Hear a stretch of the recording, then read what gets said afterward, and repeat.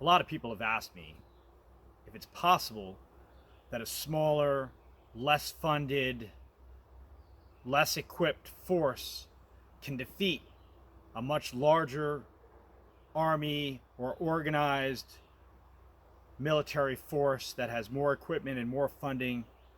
How can you beat them? Is that even possible? And I want to share with you a little about Afghanistan. See, Afghanistan has been invaded by military forces from many different countries, particularly Russia and then the United States, over the past 40 years. And in each case, the militarized force had better weapons, better equipment, more people, more funding. But they couldn't beat these guys. They couldn't actually take the land. And it was because a very small group of fighters, who you might just actually call farmers, with bolt action rifles, would fight back against an invasion of their neighborhood by armed men with guns that are coming in their house next. Well, how is it possible that these guys could hold their own against such a larger force? My experience has led me to believe that typically it's about 100 dudes with helicopters, fixed wing aircraft, drones overhead, rockets, night vision, and they're fighting against 6 farmers with bolt action rifles and flip flops. Yet those farmers hold their own. And what it comes down to is, first, being able to blend in makes you a very difficult enemy to deal with. Also, knowing the area, knowing the environment is also very useful. And lastly, being a big, militarized, highly funded force that has all this equipment. Mind you, very few people know how to even use their own equipment in the various militaries. But their problem is that they're so big, they're hard to hide. You see these guys coming in on helicopters. You can see their trucks coming in. It's kind of hard to be stealth. And these guys are just watching. And when they see guys bounding across an open area and a whole bunch of guys bound by, that's their sniper opportunity. And so these guys have held their own without training, without organization, without funding. And they've held their own against Russia and now the United States. Now I'll spare you, for right now, to talk about how corrupt the wars are and why I think that the wars are not about freedom and liberty, but about special interest. Why I also believe the majority of the heroin that comes to the United States and other countries comes through Afghanistan, or the giant fields of poppy plants as far as the eye can see. And how I asked, why aren't we doing anything to destroy these crops? And they would tell me, Dave, don't hurt the crops. We don't want to hurt the local economy. And that's what they told me. But I won't even talk about that.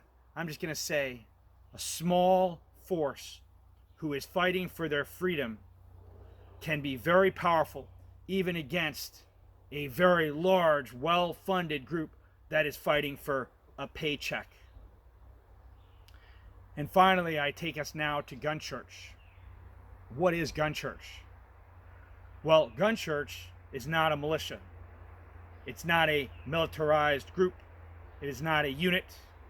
It is an event where liberty enthusiasts come together to practice their skills,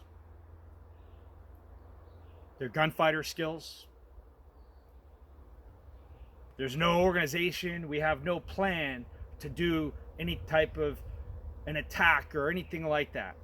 We're just simply practicing these skills.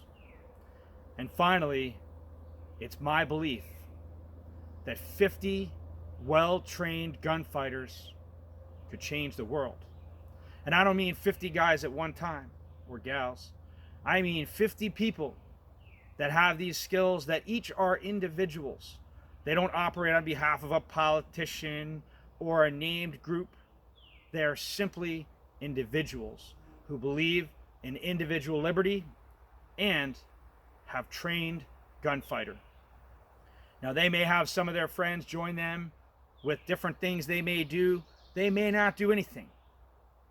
But 50 guys and gals that are trained in gunfighter believe in individual liberty, and can operate independently could change the world.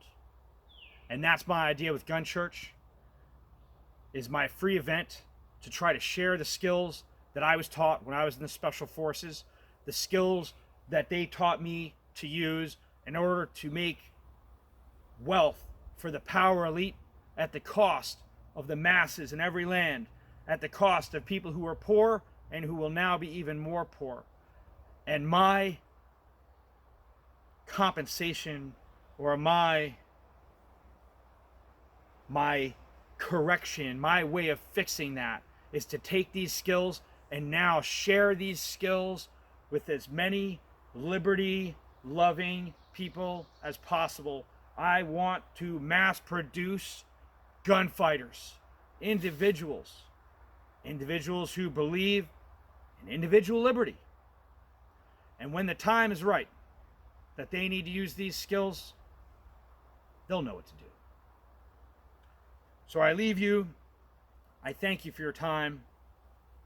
And I hope that you come to Gun Church and train gunfighter if you're into liberty. If you're not, if you don't care about individual liberty, if you believe that you would prefer a life of control and safety where your masters tell you what you can do, then I don't think Gun Church is for you. But if you want to be the guide, you want to be the captain of your own ship,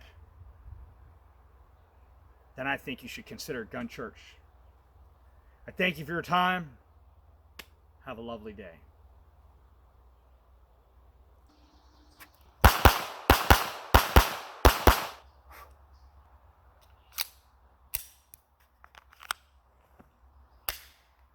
Yeah!